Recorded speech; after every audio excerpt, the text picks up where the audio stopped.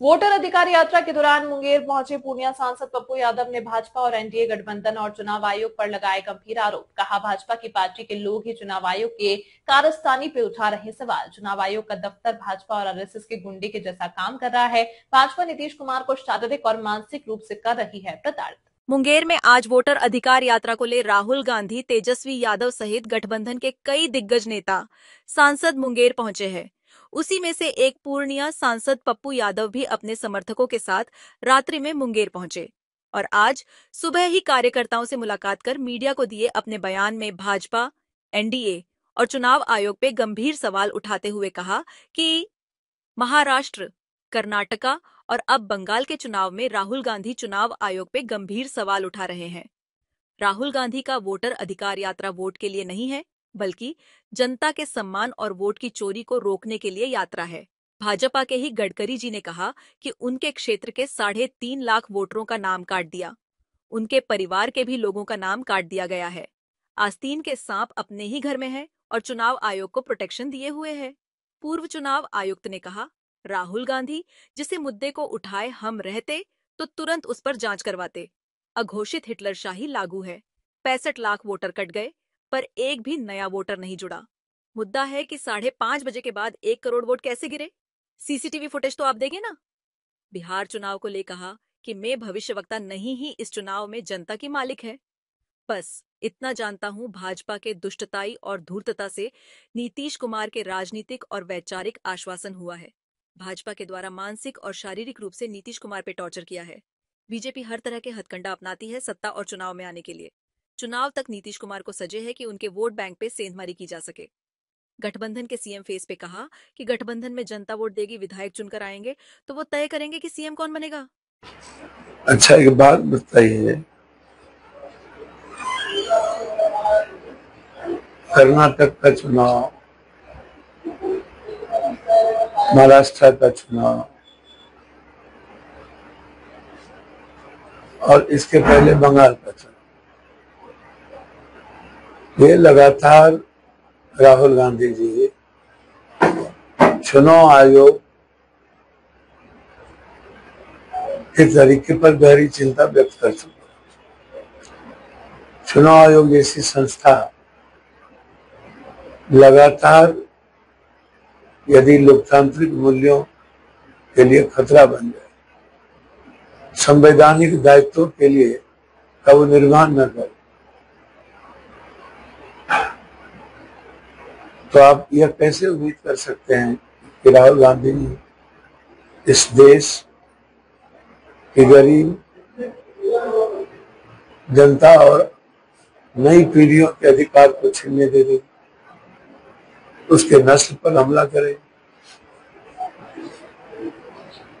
आप पूरी देश की संस्थाओं को खत्म कर देंगे।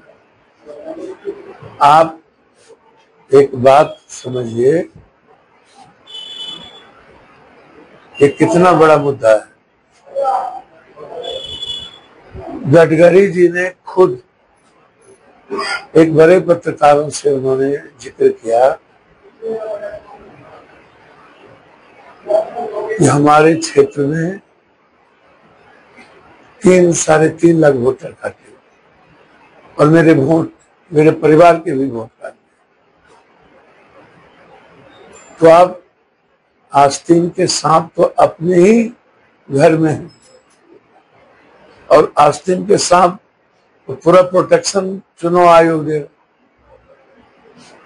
पूर्व चुनाव आयोग ने कहा कि राहुल गांधी जी ने जिस मुद्दों को उठाया उसकी जांच हम रहते तो तुरंत कराते। अभी एक विधायक बीजेपी के मध्य प्रदेश के, उन्होंने चुनाव आयोग के इस तरीके और इस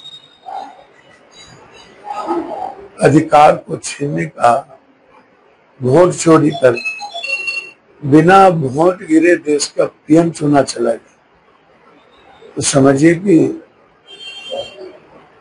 अघोषित हिटलरशाही लागू हो। उनका कहना है कि जहाँ वो चुनाव जीतते हैं वहाँ ठीक है, मेरी बात आ जाते हैं वहाँ के लिए चुनाव आयोग, मुझे तो समझ में नहीं आता है। जहाँ जीतते जहाँ हारते मुद्दा वो नहीं है। मुद्दा है 65 लाख वोटर, 20 लाख मर गए, 37 लाख मिसिंग हो गई और 8 लाख डबल वोटर। लेकिन एक भी वोटर का नाम न्यूली नहीं जुड़ पाया। 65 लाख कट गए, सिंगल वोटर नया नहीं मिला उन्हें। आप आम आदमी क्या सोचेगा इस पर, आप हमें बताइए।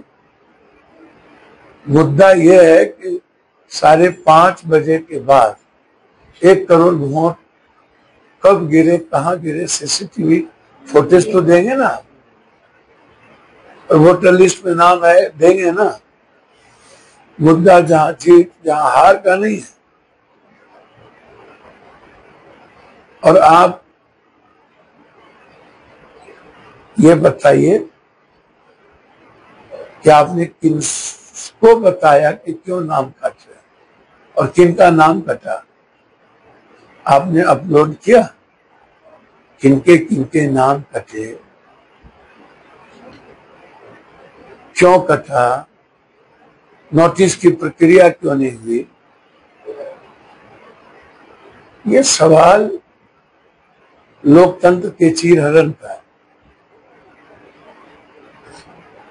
पूरी संवैधानिक व्यवस्था को खत्म करने का है। और देश की जनता, इस गरीबों के पास एक ही अधिकार सबसे ज्यादा सुरक्षित था, वो था वोट का अधिकार। आप उसको भी आपने छीन लिया और चोरी करके चोर चोर मुसेरा भाई चुनाव आयोग लठैत बन जाए।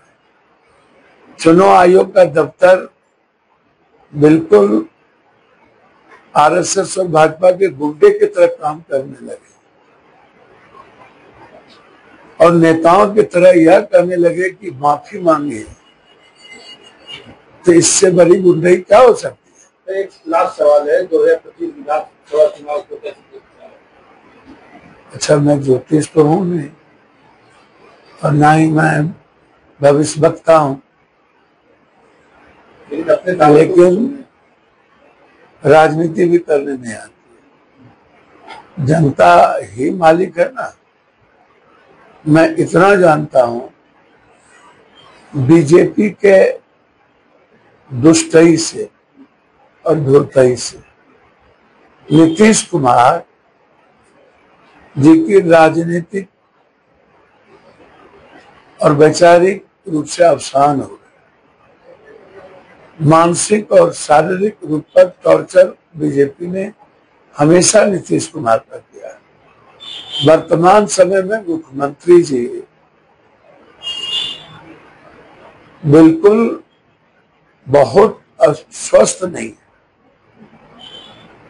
और इंस्पेक्टर राज कंप्लीट रूप से हावी है और बीजेपी हर तरह के हथकंडा अपनाती है सत्ता में और चुनाव में आने के लिए। और जो 20 साल का जो लोगों के भीतर नौकरी का मुद्दा है, किसान का मुद्दा है, बीपीएससी का मुद्दा है, एसएससी का मुद्दा है, छात्र का मुद्दा है, फैक्ट्री का मुद्दा है। अब मुंगेर में आप अश्वनी जी आए, क्या करने आए? इरमी में आपने क्या नया दे दिया? आप आए, मुंगेर की जो फैक्ट्रियां की स्थिति है उसके बारे में आप क्या बोले? जब रोजगार मिलेगा नहीं और मिडिल क्लास के बच्चे किसी भी कीमत पर कोई कंपटीशन सक्सेस कर ही नहीं सकता इनकी चोरी के कारण, और 3.25 करोड़ लोग पलायन किए हुए हैं और बेटी सुरक्षित है नहीं, बिहार को विशेष राज्य का दर्जा दिए नहीं, भागलपुर की लगभग फैक्ट्रियां बंद हो गई मुंगेर की, बाढ़ से हम परेशान रहते हैं 70-73%, और इस पर किसी की गहरी चिंता है नहीं। अब भ्रष्टाचार जहर हो गया, सिवाय हिंदू मुसलमान के, जात पात के।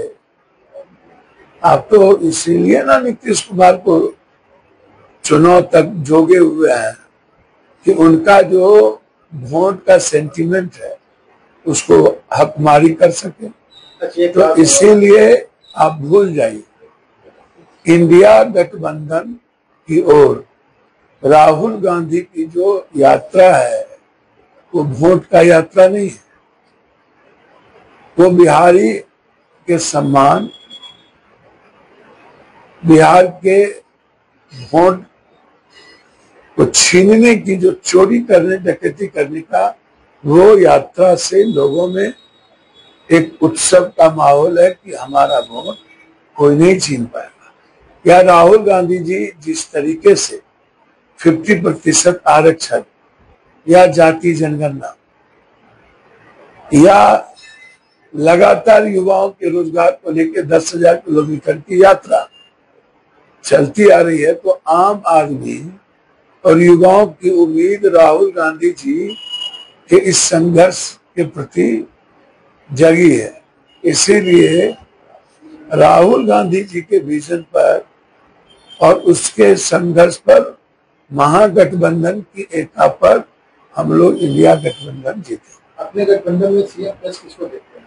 एक बहुत क्लियर है, और मैं बार बार कहता हूं कि हमारे नेता ने या सभी लोगों ने, जब जनता वोट देगी और विधायक चुन के आएंगे, तो विधायक मिल करके मुख्यमंत्री का चयन कर